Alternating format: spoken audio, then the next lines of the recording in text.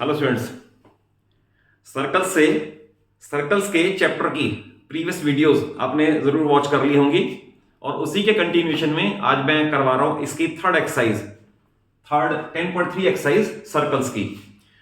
First videos के अंदर मैंने आपको सारी डेफिनेशन बता दी थी, देन उसके बाद थ्योरम्स कवर की और एक एक्सरसाइज कवर की। और 10.3 में 3 क्वेश्चन है, मैं तीनों ही कवर करता हूं। बड़े सिंपल क्वेश्चन है और in particular third question most important है, उसे जरूर पक्का कर लेना। That is a 4 marker question.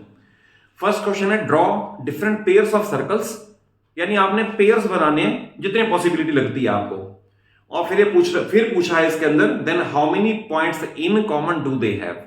तो मैं आपको बताता हूं क्या क्या पॉसिबिलिटी हो सकती है। इस क्वेश्चन का सोल्यूशन क्या है, इसमें कोई कैलकुलेशन नहीं है, कोई थ्योरम यूज नहीं करनी, कोई प्रॉपर्टी नहीं यूज करनी। तो क्वेश्चन नंबर 1 में ये सोल्यूशन है सिंपली कि suppose there are 2 circles not touching each other. Not touching, ये पेयर है, ये नॉट टचिंग। तो अगर टच ही नहीं कर रहे तो इसका मतलब no any point in common. No any point in common यानी कोई पॉइंट ऐसा नहीं है जो दोनों सर्कल्स पे लाई करे, पहली पॉसिबिलिटी।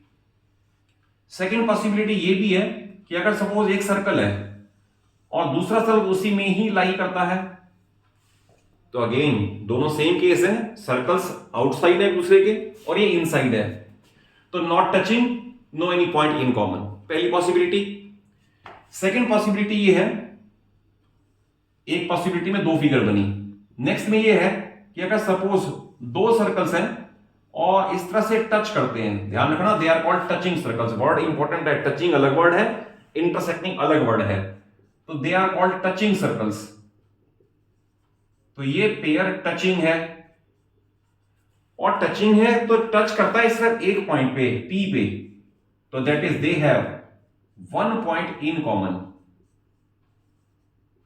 1 point in common. तो जैसे इस फिगर का सेकंड केस है, इसका भी सेकंड केस बन सकता है।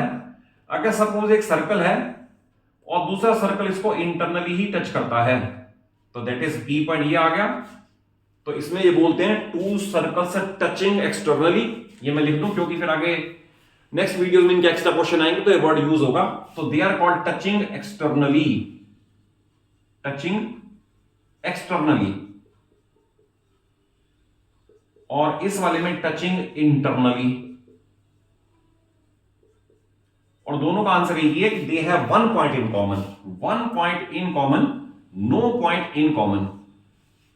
और थर्ड पॉसिबिलिटी जो बचती है, फर्स्ट की 2 फिगर, सेकंड की 2 फिगर, थर्ड की एक ही फिगर बचती है कि सपोज 2 सर्कल्स हैं और वो दोनों इस तरह से कर रहे हैं, तो they are called intersecting circles. Intersecting, ये वर्ड अलग है, टचिंग, और ये है इंटरसेक्टिंग सर्कल्स।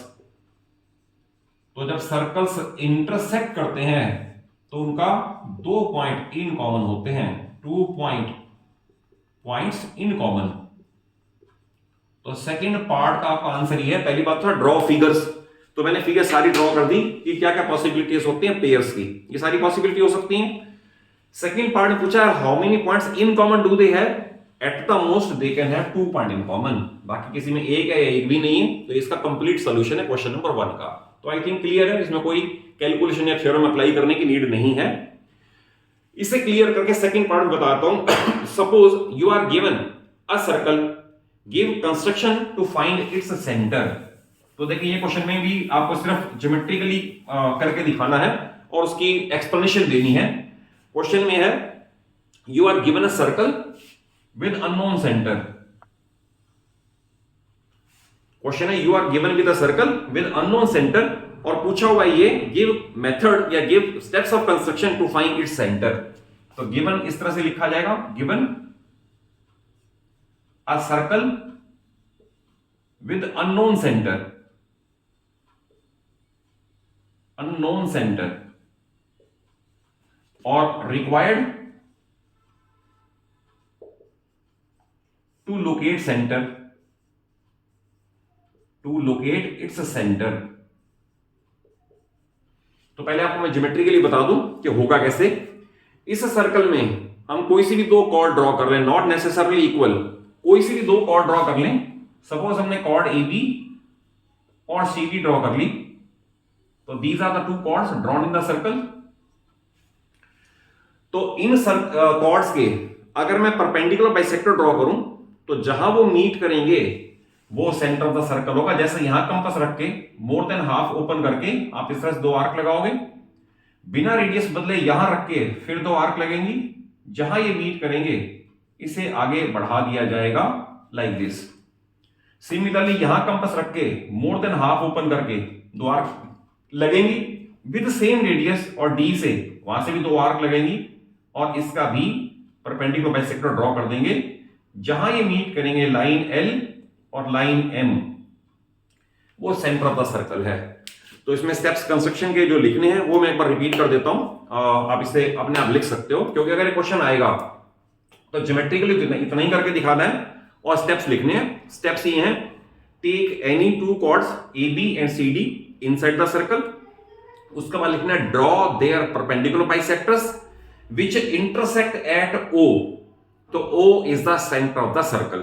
बट इसका प्रूफ भी है, वैसे प्रूफ लोकस की थ्योरम के अकॉर्डिंग है, वो किसी एक्स्ट्रा क्वेश्चन में कवर करवा दूंगा, क्योंकि ये पॉइंट किस किस से इक्विडिस्टेंट है ये अभी आपको इससे मैं कवर नहीं करवा रहा। As far as this question is concern, तो इस क्वेश्चन का तो एक कंप्लीट सॉल्यूशन है, figure and steps of construction, 3 step लिख दिए और ये फिगर बना दी। अब आता है इसका third question which is one of the most important question of NCERT. और क्वेश्चन ये है कि if 2 circles intersect at 2 points then prove that line joining centre is perpendicular bisector of common cord.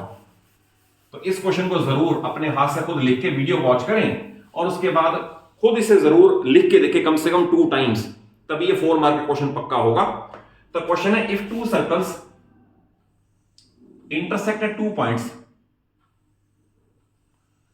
Then prove that line joining centres O and O dash is perpendicular bisector of common chord। तो AB is the common chord और ये O और O dash centres हैं, ठीक है। तो मैं given नहीं लिखता, टू प्रूव बता देता हूं। तो टू प्रूव है लाइन ज्वाइनिंग सेंटर यानी OO dash is perpendicular bisector of AB। यानी ये प्रूव करना है कि इस लाइन ने इसके 2 बराबर पार्ट्स भी कर दिए और परपेंडिकुलर भी किए, यानी ये पॉइंट लेटर से पॉइंट सी आ गया, तो ये प्रूव करना है कि AC और BC इक्वल भी हैं और 90 डिग्री भी है। तो ये हो गया टू प्रूव। कंस्ट्रक्शन में ज्वाइन करना है सारा, join AO dash BO and BO dash, that is ये ज्वाइन किया, देन ये और ये। तो ध्यान रखना, अगर सपोज इसकी रेडियस में R मान लूंगा तो ये भी R होगा और इसकी रेडियस अगर मैं R डैश मान लूंगा तो ये भी R डैश होगा। ये मैंने मार्किंग यहीं कर दी है, क्योंकि इसमें कॉन्ग्रुएंसी 2 बार करनी है। ध्यान रखना, एक कॉन्ग्रुएंसी होगी उसका CPCT लिया जाएगा, वो नेक्स्ट कॉन्ग्रुएंसी में यूजफुल होगा। अब इसका आता है प्रूफ में in triangle AOO dash and BOO dash. तो पहले मैंने ये ट्रायंगल लिखी है तो इसमें लिखा जाएगा AO। तो अगर इधर इसके पास AO है तो इस ट्रायंगल के पास BO है, रीजन आएगा ईच रेडियस। उसके बाद OO डैश इधर भी है और इधर भी है, तो I will write OO dash is equal to OO dash, ये कॉमन है। देन इस ट्रायंगल के पास AO डैश है, तो इधर अगर ये है तो इधर ये भी है, तो दैट इज BO डैश। फिर आ जाएगा ईच रेडियस। तो आप ये देखो ट्रायंगल मैंने इस बेस के ऊपर, एक ऊपर ट्रायंगल है, एक नीचे ट्रायंगल है, ये 2 ट्रायंगल लिए हैं, मैंने मार्किंग भी कर दी, ये दोनों सेम है, ये दोनों सेम है और ये कॉमन भी है, तो ट्रिपल एस है। Therefore by triple S rule triangle जो ये लिखा था यहां पर AOO dash congruent triangle BOO dash. फिर मैं बता दूं, मैंने लास्ट वीडियोस में भी कवर किया था और ट्रायंगल्स का चैप्टर जब आएगा तो उसमें भी दोबारा बता दूंगा। जो ट्रायंगल पहले लिखी है उसके पार्ट्स पहले होने चाहिए, जो बाद में लिखे उसके बाद में होने चाहिए, सीक्वेंस भी सेम होना चाहिए फॉर परफेक्शन। इनकी कॉन्ग्रुएंसी हो गई। हमने यूज किए साइड, एंगल अनयूज्ड है, तो angles can be taken as CPCT. तो लेट अस से मैं इसकी मार्किंग कर दूं एंगल 1 और इसकी 2, तो they can be taken as CPCT. Therefore angle 1 is equal to angle 2 CPCT. We can also write as angle AOO dash is equal to angle BOO dash CPCT, या marking कर दें। Final answer कभी भी 1 और 2 की form में नहीं छोड़ते, वो आपको उसी फिगर की फॉर्म में छोड़ना पड़ेगा, 1 2 को हटा देना पड़ेगा। अब ये CPCT काम आएगा दूसरी बार। Now I will write in triangle ACO and triangle BCO। एक ये ट्रायंगल है ACO, एक ट्रायंगल है BCO। तो देखो ध्यान से, OC दोनों के पास है, 1 और 2 मैंने प्रूव कर दिए, और ये ईच रेडियस है, तो उसी सीक्वेंस में लिखेंगे OC is equal to OC, common है दोनों ट्रायंगल में। आप ध्यान से देखो ट्रायंगल कौन सी ली हुई है, ये ली हुई है ACO, ये वाली, तो इसके पास भी OC है और इस ट्रायंगल के पास भी OC है। देन इसके बाद angle 1 is equal to angle 2, इसका रीजन है प्रूव्ड अबव, क्योंकि हमने जो पहली कॉन्ग्रुएंसी प्रूव की उसका सीपीसीटी लिया हुआ है। और देन आएगा AO, पहले हमने OC लिखा तो इधर वाले AO आएगा, AO is equal to BO, we will write each radius. तो इसमें सीक्वेंस है side angle side is equal to side angle side. Therefore by SAS rule triangle जो हमने यहां लिखा था ACO कॉन्ग्रुएंट ट्रायंगल BCO। तो क्या प्रूव हो गया हमारा कि परपेंडिकुलर भी है, बाइसेक्टर भी है? नो। यहां से एक तो ये प्रूव हो गया कि AC और BC इक्वल हैं, बट अभी परपेंडिकुलर प्रूव नहीं हुआ, तो उसके लिए फिर हमें एक बार लीनियर पेयर एक्सियम को भी यूज करना पड़ेगा। बिना उसके यूज किए करोगे तो फुल मार्क्स नहीं मिल सकते, दोनों सीपीसीटी लेने पड़ेंगे। Therefore we take AC is equal to BC as CPCT and mark it as 1. And at the same time इस ट्रायंगल में ये एंगल है और इसमें ये है जो हमने यूज नहीं किए, तो they can be taken as CPCT। तो angle 3 is equal to angle 4, ये भी आएगा CPCT। तो क्या प्रूव हो गया? अभी भी प्रूव नहीं हुआ। रीजन बीइंग 3 और 4 इक्वल है, बट आपको मैंने लास्ट वीडियो में आपको बताया था कि जब भी ऐसी फिगर आती है, ऐसा केस आता है, तो आपको लीनियर पेयर एक्सियम ही यूज करनी पड़ती है। मैं आपको बताता हूं कैसे।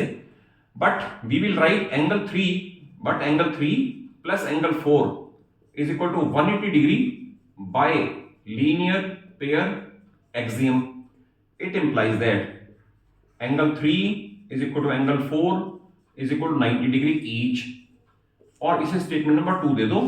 तो इसे मैं फिर दोबारा समझा दूं कि सपोज दो फ्रेंड्स हैं, दोनों के पास मिला के प्लस 180 रुपीज है, और एक स्टेटमेंट है दोनों के पास इक्वल भी हैं, तो एक ही पॉसिबिलिटी बचती है कि ईच है ₹90।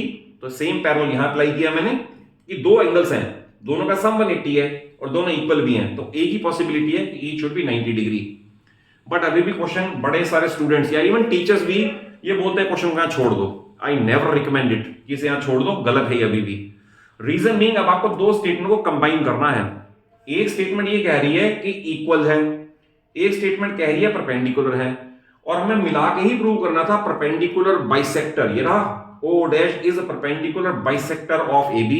तो इसके बाद ये लाइन मस्ट है लिखनी, देयरफॉर बाय इक्वेशन 1 एंड 2 इन दोनों को कंबाइन करोगे, ये बाइसेक्टर कह रहा है, ये परपेंडिकुलर। अब लैंग्वेज में लिखना है by 1 and 2 O dash is perpendicular bisector of AB, और इसके बाद लिखना है हेंस प्रूव्ड।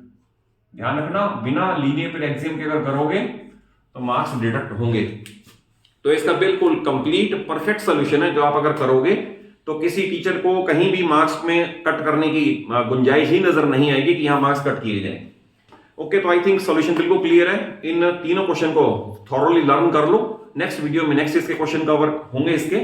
और अगर वीडियो अच्छी लगे और क्वेश्चन थॉरोली समझ आए हो तो एक अच्छा सा लाइक जरूर दे दो, और चैनल सलूजा क्लासेस को जरूर सब्सक्राइब करो, सो दैट सारा सिलेबस स्मूथली आपको इसी चैनल पे कवर करने को मिल जाए बिना किसी प्रॉब्लम के। Okay, thank you for watching the video.